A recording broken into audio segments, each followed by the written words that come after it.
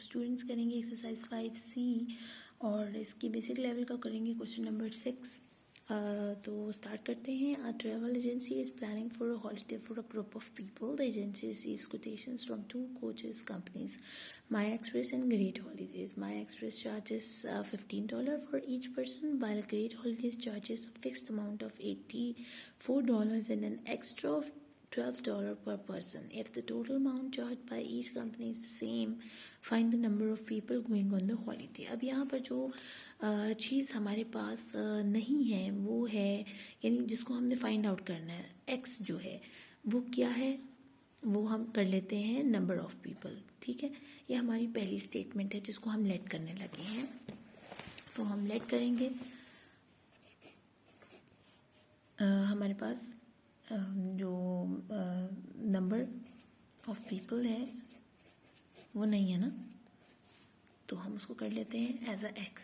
अब सेकंड चीज़ जो उन्होंने कही है वो यही कही है कि find the number of people going on the holiday. तो गिवन कंडीशन के अकॉर्डिंग जो है हमारे पास 2 फेयर्स आ रहे हैं। एक फेयर जो है वो दिया है माया एक्सप्रेस वालों ने विच इज़ $15, और सेकंड है ग्रेट हॉलीडेज़ वाले जिन्होंने 84 प्लस $12 हमें दिया है।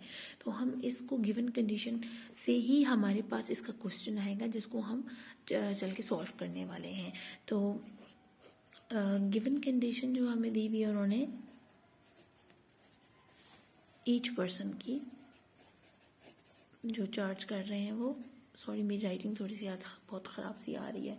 तो एक हमें दिया उन्होंने $15, ठीक है, और एक दी है 84 प्लस $12 अब देखें ये x मैंने क्यों लिखा है, क्योंकि ये दोनों ईच पर्सन के हिसाब से चार्ज हो रहा है। तो पर्सन तो हमारे पास है ही नहीं, वो तो x है, तो हम ये लिखेंगे यहाँ पर कि ईच पर्सन के लिए हम x यूज़ कर रहे हैं। ठीक है, और 84 प्लस 12 x, यानी ये सारी अमाउंट ईच पर्सन। तो ये x है for people, number of people या ईच पर्सन निकालेंगे तो हम ऑटोमेटिकली हमारे पास टोटल नंबर ऑफ पीपल निकल आएगा। तो अपने क्वेश्चन को यहाँ से अब हम स्टार्ट करते हैं। आप देखें अब आपके पास एक इम्प्रेशन आ गया है। अब आपने लाइक टर्म्स को एक तरफ कर लेना है और फिर जो प्लस माइनस होता है उसको करना है। देखिए ये है चैप्टर एक्सरसाइज नंबर 5, ठीक है, और 5C है इसका पार्ट। तो हम 5A से जो करते आ रहे हैं ना, हमने अब भी वही करना है। आपको मैंने अलजेब्रिक एक्सप्रेशंस निकालने समझाए हुए हैं स्टेटमेंट्स के अंदर से। अगर आपने प्रीवियस मेरी वीडियोस को अच्छे से देखा है तो इसमें घबराने वाली कोई बात नहीं होती। जो चीज़ हमने इसमें जहाँ भी वो आपको फाइंड करने का बोलेंगे ना, उसको आपने लेट करना है एज ए एक्स, ठीक है, और उसके अकॉर्डिंग जो गिवन कंडीशंस दी होंगी उनको पुट कर देना है। अब हम लाइक टर्म्स को एक तरफ कर लेते हैं। 15x, अब मैंने ये डॉलर नहीं लिखने लगी क्योंकि वो बहुत मैसी लगता है। और यहाँ पर ये 12 प्लस के साथ है, यहाँ जाकर माइनस के साथ 12 आ जाएगा, और इस 84 को हम रख देते हैं अकेला। सॉरी 84 था, अकेला रखना है इसको। अब 15 माइनस 12, अब यहाँ कुछ नहीं होता, इट मीन्स यहाँ प्लस है। 15 में से 12 गए तो हमारे पास क्या आ गए 3x, ठीक है, और यहाँ पर हमारे पास है 84। अगेन अब यहाँ पर ये मल्टीप्लाई हो रहा है और यहाँ जाकर ये डिवाइड होगा और x की वैल्यू को फाइंड आउट करेगा। तो हम इसको ऐसे ले जाते हैं 84 3 से, ठीक है। अब 3 को जब हम इससे डिवाइड करते हैं तो हमारे पास आता है 3 2 6, और यहाँ 1 दिया तो ये 14 है। तो 14 तो मेरे ख्याल से सॉरी 14 नहीं, 2 दिया तो 24, तो 8 से हम कर लेते हैं। 3 8 से 24 होता है। तो हमारे पास x की वैल्यू निकल आई है विच इज़ 28। अब क्योंकि हमारे पास x निकल आया है तो ये क्या है, हमारे पास नंबर ऑफ पीपल है। 28 people are going on trip, ठीक है। तो 28 बंदे हैं जो ट्रिप पर जा रहे हैं। सेकंड क्वेश्चन कर लेते हैं अपना, क्वेश्चन नंबर 7। और क्वेश्चन नंबर 7 में वो हमें कह रहे हैं in a school the number of boys who play soccer is 3 times as much as the number of boys who play badminton. If 12 boys who play soccer play badminton instead, the number of boys who play each of these sports would be the same. Find the number of boys who play badminton. तो हमने सबसे पहले क्या करना है, जहाँ भी find लिखा होगा इट मीन्स कि हमें x फाइंड आउट करना है। तो हम सबसे पहले लेट करते हैं नंबर ऑफ बॉयज प्ले, क्या कहा उन्होंने, number of boys play badminton, तो हम यहाँ लिख लेंगे बैडमिंटन और वो लेट करेंगे एज अ एक्स। अब सेकेंड चीज़ उन्होंने क्या कही है, the number of boys who play soccer is 3 times as much as the number of boys who play badminton. Badminton जो बॉयज कर रहे हैं वो एक्स है और 3 times इसके सॉसर वाले हैं। तो आप सेम यही स्टेटमेंट आप लिख लीजिएगा ऐसे करके, लेकिन यहाँ लिखेंगे आप सॉसर, और वो क्या है, वो 3 times है एक्स के, ठीक है, ये 3 times एक्स है और उन्होंने वहाँ लिखा हुआ है उस स्टेटमेंट के अंदर। अब हमें जो उन्होंने गिवन कंडीशन दी है उसके मुताबिक हम इसको लेकर चलते हैं। वो आपने ज़रा गौर से देखना है कि उन्होंने हमें कहा है कि if 12 boys who play saucer play badminton instead. अब हमने इसमें से ये जो 3x है जो सॉसर खेलने वाले हैं, इफ़ इन बॉयज़ में से if the boys play saucer, अगर वो बैडमिंटन खेलने लग जाए उनमें से 12 बॉयज़ माइनस करते हैं हम इस 3x में से, और वो खेलने लग जाएं बैडमिंटन, तो बैडमिंटन के x बॉयज़ के अंदर हम उन ये वाले जो यहाँ से निकले थे वो यहाँ जाकर इनके साथ मिल गए हैं बैडमिंटन खेलने के लिए जो पहले सॉसर खेलते होते थे। तो हमारे पास ये इम्प्रेशन आ जाता है अकॉर्डिंग टू गिवन कंडीशन, ठीक है। होपफुली आपको समझ आ रही होगी हमने किस तरह क्वेश्चन को बनाना है। अब क्या हुआ, यहाँ से वो 12 लड़के निकल कर गए बैडमिंटन खेलने के लिए, सॉसर वालों में से निकल के, ये सॉसर वाले लड़के थे, इनमें से 12 लड़के निकल गए, हमने माइनस कर दिया 3x में से, और बैडमिंटन वालों को वही 12 हमने दे दिए।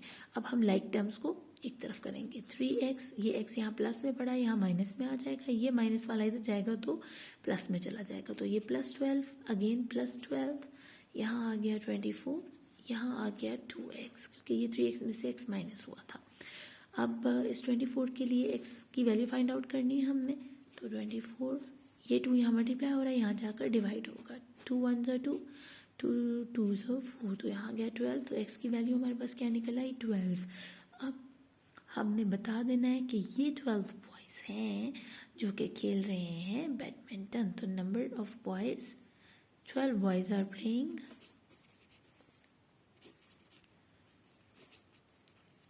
बैडमिंटन, ठीक है। उन्होंने यही पूछा था ना कि फाइंड आउट करें कि बैडमिंटन कितने खेल रहे हैं, तो हमने बता दिया जो 12 बॉयज़ हैं हु आर प्लेइंग बैडमिंटन। आगे चलते हैं, पेज को मैं ज़रा ठीक कर दूँ प्लीज, क्या हो गया है, पेज क्यों नहीं आगे जा रहा।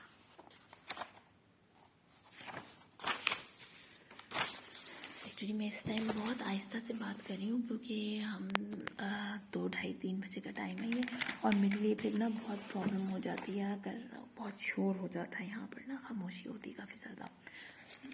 अच्छी बात है वैसे भी, अपने जो नेबर्स हैं उनका ख्याल रखना चाहिए। तो अगला क्वेश्चन कर लेते हैं हम। अगले क्वेश्चन में वो हमें कह रहे हैं कि द सम ऑफ हाफ, ठीक है, the sum of half of a number क्या है हमें नहीं पता, ठीक है, वो है x एंड 49, एंड का मतलब होता है प्लस 49 इस 2 4 2 1, ये मिक्स नंबर है ऑफ द नंबर क्या है ये भी हमें x में ही जाता है, ये भी हमें नहीं पता, ठीक है ना। फाइंड द नंबर, तो हमें फाइंड आउट करना है क्या, नंबर। तो हम सबसे पहले क्या करेंगे, लेट करेंगे नंबर को। देखिए आधे से ज़्यादा क्वेश्चन तो मैंने आपको यही लिखकर बता दिया, ठीक है, इसको पढ़ना समझा दिया। तो हम ये कर रहे हैं क्वेश्चन नंबर 8, और लेट कर लेते हैं पहले नंबर एज ए x, ठीक है। सेकेंड उन्होंने क्या कहा है कि half of the number, half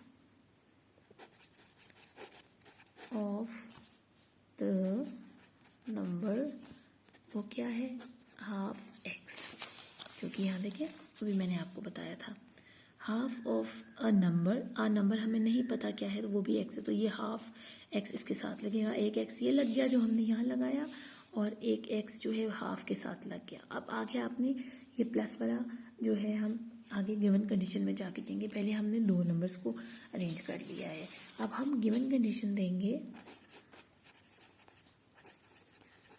condition क्या है कि वो कह रहे हैं एंड 49 ये है ऑफ द नंबर। अब ये भी x के साथ है, तो हमारे पास उन्होंने इसकी गिवन कंडीशन बनती है कि हाफ टू x और 49 क्या है, किसके इक्वल है, यहाँ उन्होंने लिखा हुआ है इसके। तो इसको हम पहले यहाँ ही सीधा कर लेते हैं, 4 2 8 और 9/4 कर लेते हैं इसको। तो हम यहाँ लिखेंगे 9/4 ऑफ द नंबर, फिर दोबारा x। तो हमारे पास ये स्टेटमेंट आराम से निकल आई। अब हमें क्या करना है, x की जो लाइक टर्म्स है ना, हम एक तरफ कर लेते हैं उनको। तो x यहाँ ये प्लस है, यहाँ ये माइनस में चला जाएगा, ठीक है। 9/4 x, इसको इधर लेके जाएंगे तो ये भी माइनस में चलेगा, 49, ठीक है।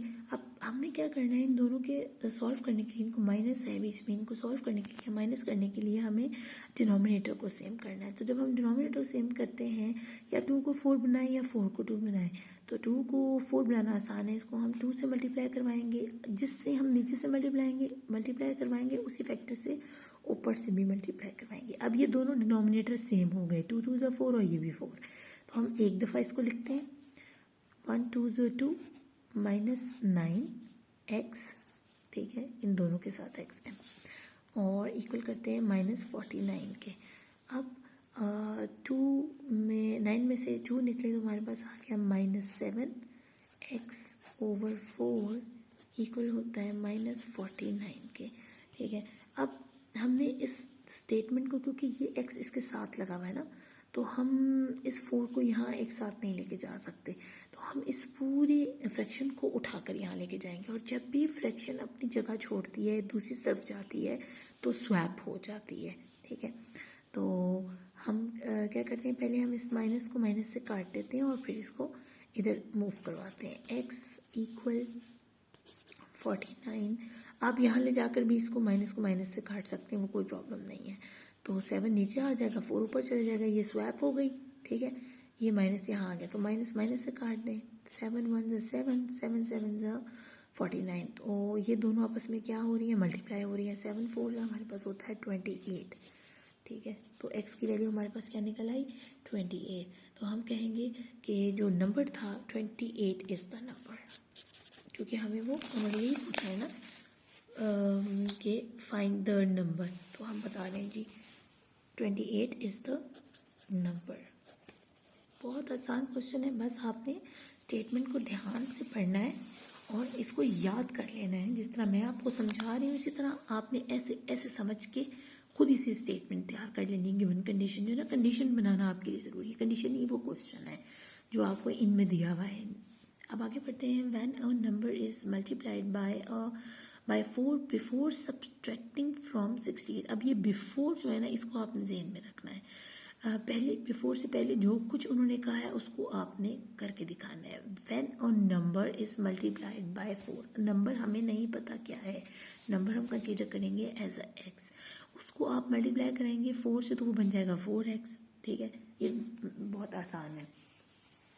तो हम इसको ऐसे लिख देते हैं कि लेट करें, क्वेश्चन नंबर है ये 9 और नंबर को हम लेट करते हैं, लेट द नंबर x,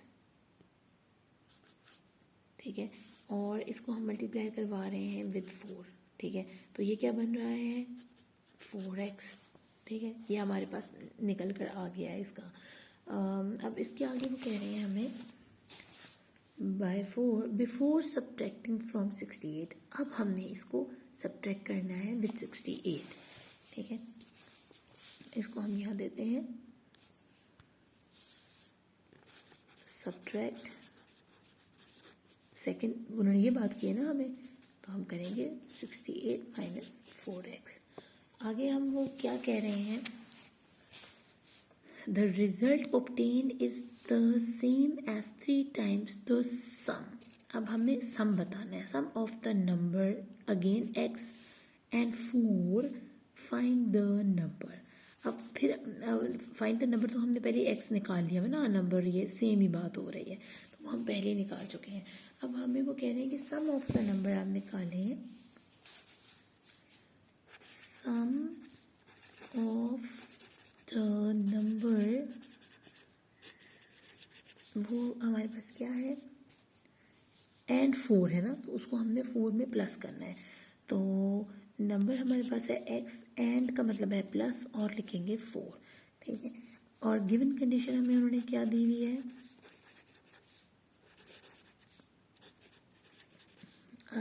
वो ये है कि हम 68 को पहले 68 माइनस 4x लिखें। आधा सवाल हमारे पास ये आ गया है। और यहाँ उन्होंने कहा कि 3 times sum of the number, यहाँ आप पढ़ सकते हैं। जब रिजल्ट आएगा तो उसने ऑब्टेन किया होगा सेम एज 3 टाइम्स, ठीक है ना। तो इस 3 को आपने ऐसे याद रखना है। सम का मतलब है प्लस, ये सारे साइन आपको मैं बता रही हूँ साथ साथ।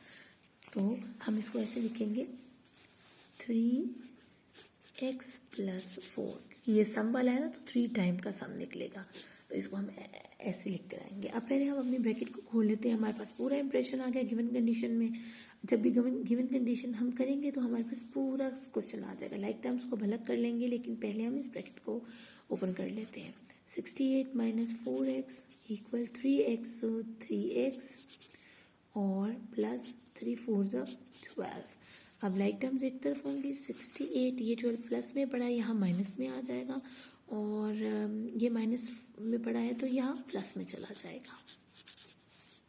यहाँ हम कर लेते हैं 7x,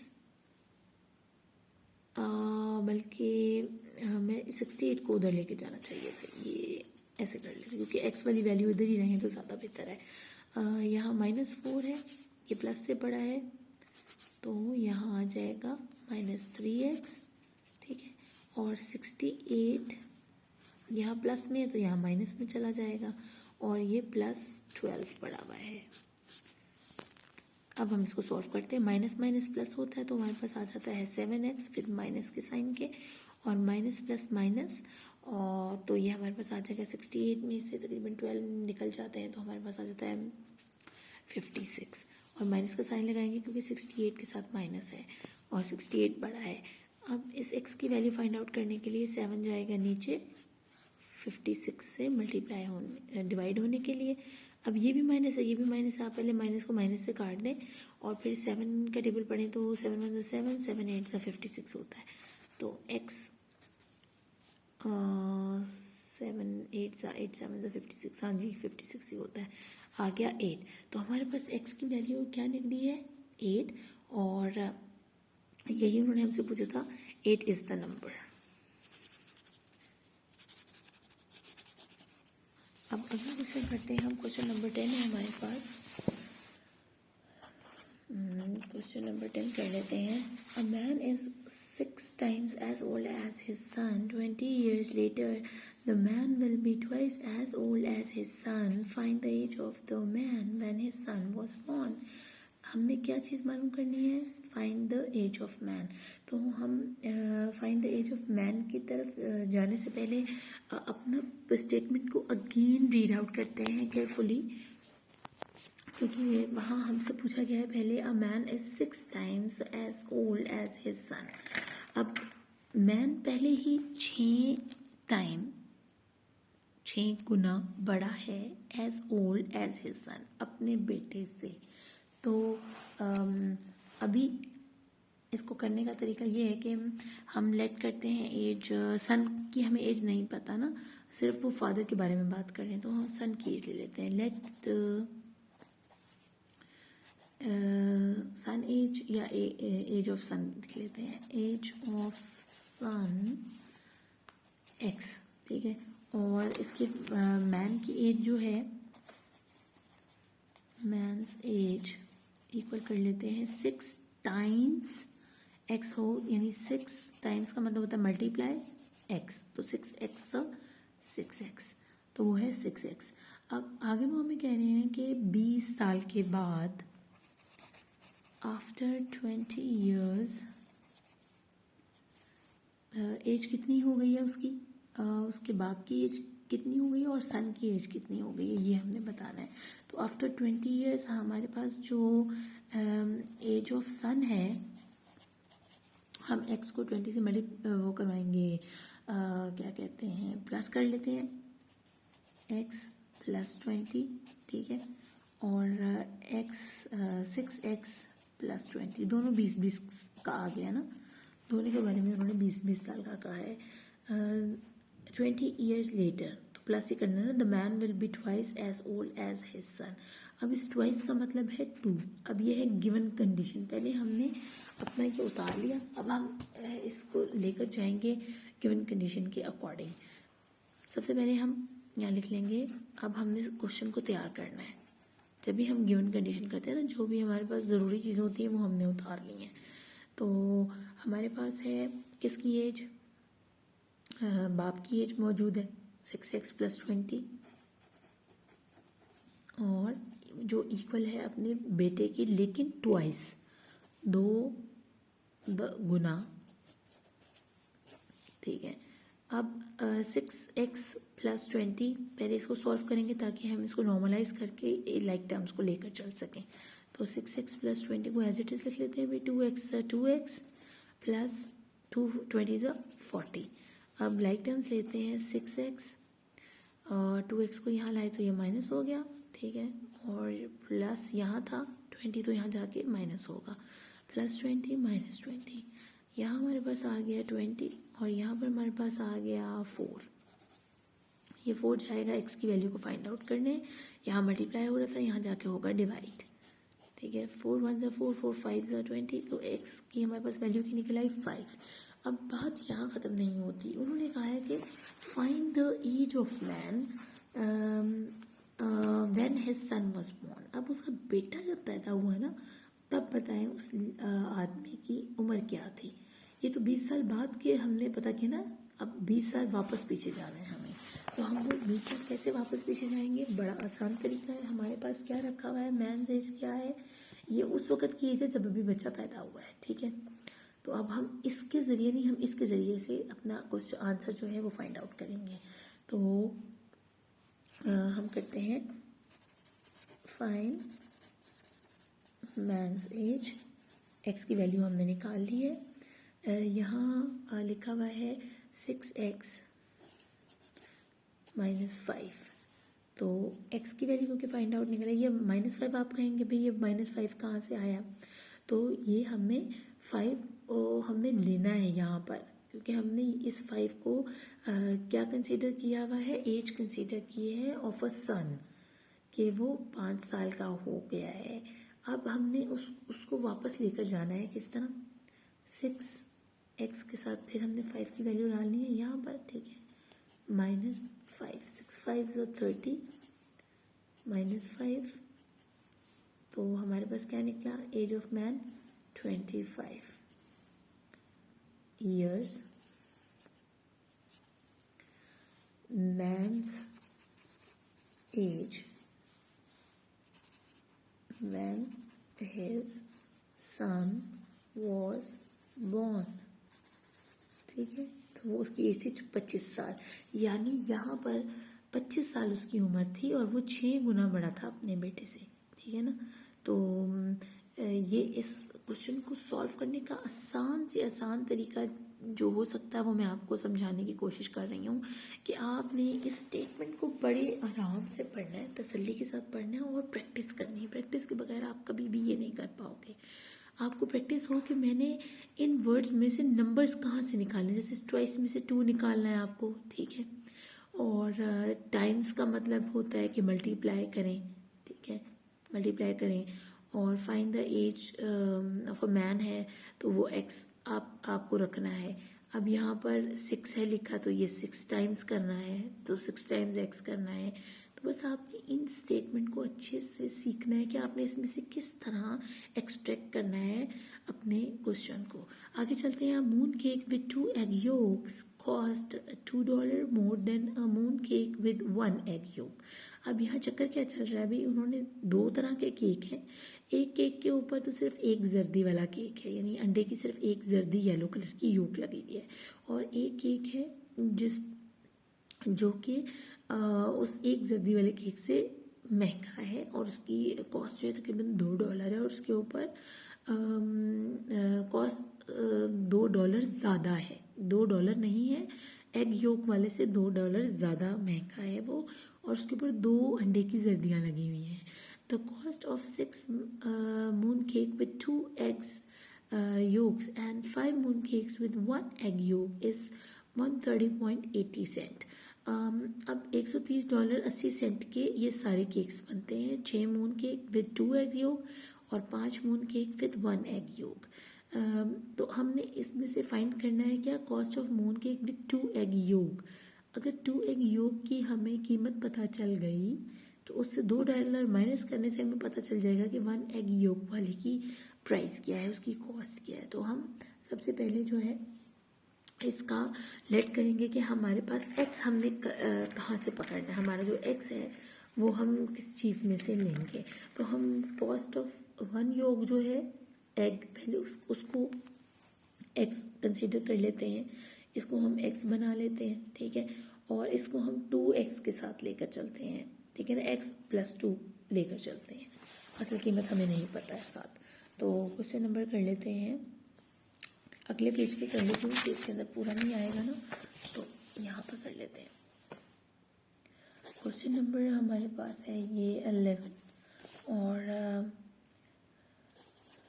कॉस्ट ऑफ 1 योग।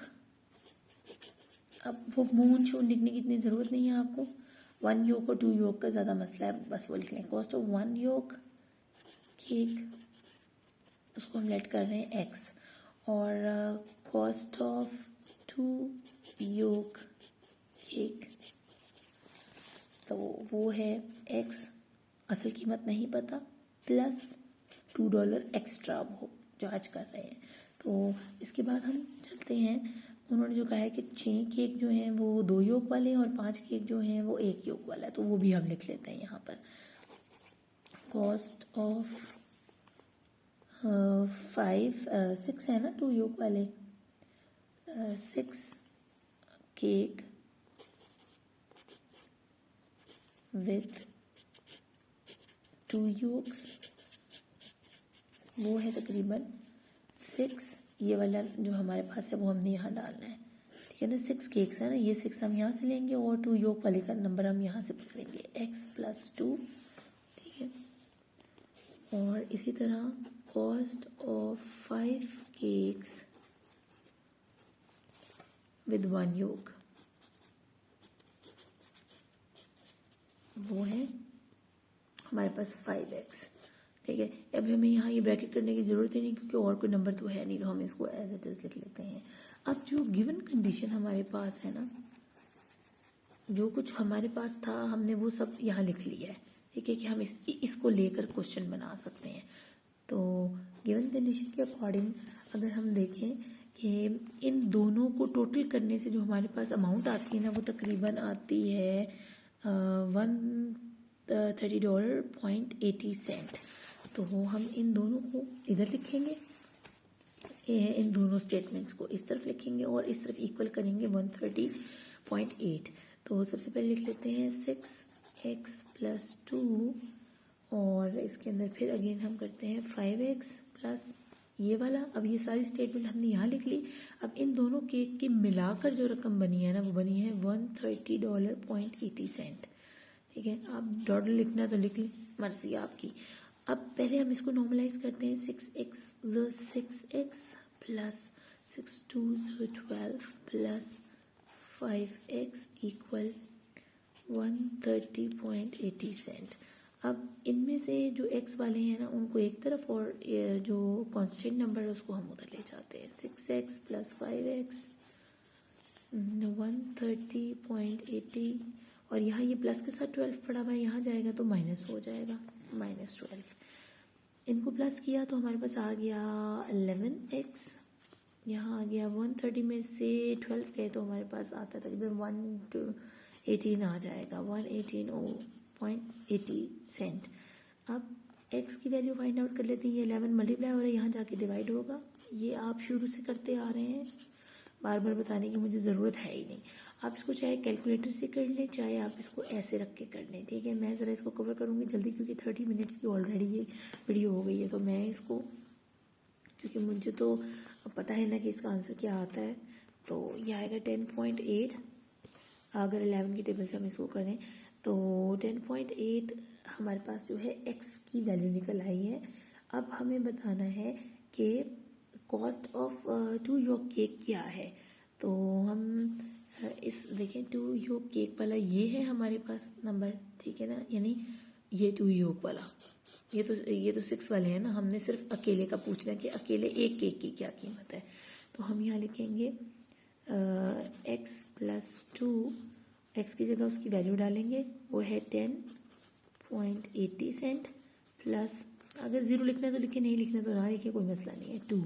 तो इसकी वैल्यू हमारे पास क्या निकल आई, तकरीबन 12.80 सेंट का डॉलर का ये केक है। 2 योग केक, यहाँ लिख लें कॉस्ट ऑफ 2 योग केक, तो यानी $12.80 का एक केक बनता है 2 योग वाला। तो आपको अच्छे से शुक्र समझ आ रही है, मुझे उम्मीद है। आप माशाल्लाह बहुत लाइक बच्चे हैं, जल्दी से समझ जाते हैं। आगे बढ़ लेते हैं हम। Question number 12, John we has 12 more 10 cents coin then 20 cent coins. अब यहाँ पर 10 सेंट 12 सिक्के ज़्यादा हैं 10 सेंट वाले 20 सेंट के मुकाबले में। The total value of all coin is 5.40। Same इसी तरह का क्वेश्चन है, और अगर इन सबको मिलाओ तो तकरीबन $5.40 बनते हैं। Find the total number of coin he has. आपको पता है कि $1 में 100 सेंट होते हैं, तो 10 सेंट वाले अलग हैं, यानी 10 सेंट के तकरीबन 12 ज़्यादा हैं 20 सेंट के कॉइन्स से। तो हम फाइंड द टोटल नंबर, हमने कॉइन का फाइंड आउट करना है। इसको करने से ये है कि पहले हम ये देखते हैं कि हमें x की जो वैल्यू है वो हमें क्या रखनी है, हमें लेट क्या करना है। तो यहाँ पहले 10 वाले ले लेंगे, 20 वाले, देन वाला जो है हम पहले कर लेते हैं। इधर करते हैं इस 20 सेंट वाला जो है ना, यहाँ देन लिखा हुआ है ना, तो हम इसको पहले पकड़ेंगे, इसको बाद में बात करेंगे। तो ही हैज़ कर लें या जॉन वी लिख लें, आपकी मर्जी है। John we has 20 cent coins equal हैं किसके, तकरीबन ये है x के। ये हमें नहीं ना पता वो कितने हैं, हमें ये पता है कि जो 10 सेंट वाले हैं वो 12 कॉइन ज़्यादा हैं 20 सेंट वालों से। और John we has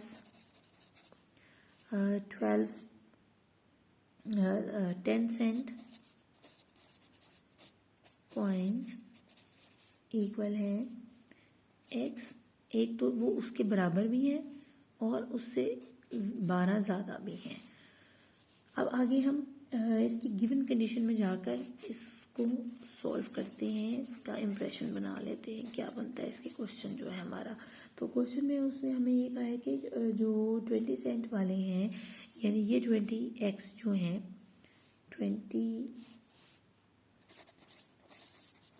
Saint coins equal है 20x के, ठीक है ना। हम 20x लिख देते हैं, ये हमें नहीं पता कि इसकी वैल्यू क्या है, लेकिन ये 20 सेंट वाले सिक्के हैं। और जो 10 वाले हैं वो 12 सिक्के ज़्यादा हैं। तो गिवन कंडीशन के अकॉर्डिंग 10 सेंट वाले सिक्के 12 ज़्यादा हैं किसके मुकाबले में, इस 20 सेंट वाले सिक्कों के। और x लिखना इसलिए ज़रूरी है क्योंकि हमने कॉइन्स को x कंसीडर किया हुआ है, ठीक है ना, हम दोनों में x लिख रहे हैं। इसके आगे इसकी टोटल अमाउंट लिखते हैं कि टोटल अमाउंट तकरीबन बनती है कितने डॉलर, 5.40 सेंट, ये इनकी टोटल अमाउंट बनती है। अब इसको नॉर्मलाइज करते हैं, 10x 10 मल्टीप्लाई बाय 12 करें तो हमारे पास आंसर आता है तकरीबन 120। 12 से करने से हाँ जी 120 आएगा, क्योंकि 10 टाइम्स तो 100 होता है। तो 120 प्लस 20x इक्वल कितने डॉलर है? 5.40 सेंट। अब x वैल्यूज इधर लाइक टर्म्स के हिसाब से कांस्टेंट है, इसको उधर ले जाते हैं। 10x ये प्लस 20x और 5.40 डॉलर नहीं मैं लिख रही, बाद में लिख लीजिएगा। ये कांस्टेंट यहाँ पर नंबर था प्लस के साथ, यहाँ जाकर माइनस के साथ लिखेंगे 120। ये बन गया हमारे पास 30x और ये तकरीबन बन गया हमारे पास 660 बनता है मेरे ख्याल से 6, बल्कि ये तो माइनस हो रहा है ना, इसको माइनस करते हैं। 4 और 0.20 ठीक है ना, 0 0 में से गया, 4 में से 2 गया और 5 में से 1 गया तो 4 आ गया। तो 4.20 डॉलर हमारे पास बचे।